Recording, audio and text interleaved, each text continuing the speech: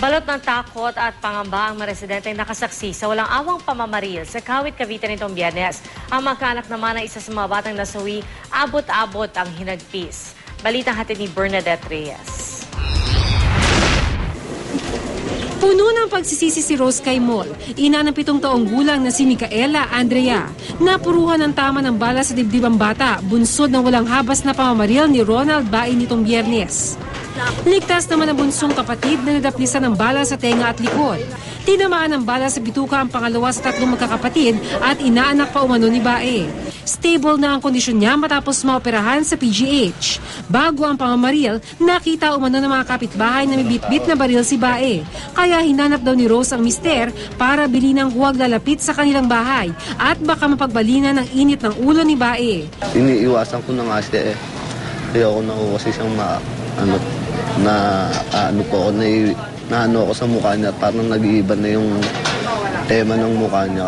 Ang mga anak nila nagtago noon sa kanilang kwarto, pero natuntun ni Bae. Nagtago po sila dun sa kutsyon, nagtakip sila ng kutsyon. Siguro nung naano na may tao doon, inakyat niya yung mga anak ko doon.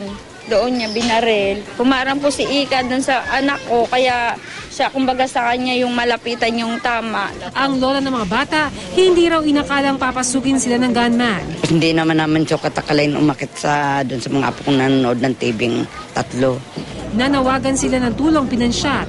Ang anak naman ng isa pang biktima, si Alberto Fernandez, takot pa rin daw hanggang ngayon.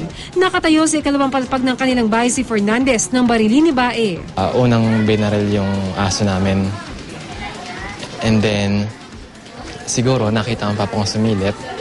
And then, pinaputo ko na yung papa ko. And then, sa kagustuhan ng papa ko na tumakas, dahil natatakot na rin siya, doon siya inabot. Panawagan niya sa mga otoridad, mas bantayan pa ang kanilang komunidad na ngayon balot sa takot at pangamba.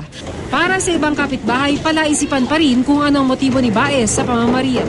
Mabait naman siya, madaling lapitan. Bernadette Reyes, GMA News.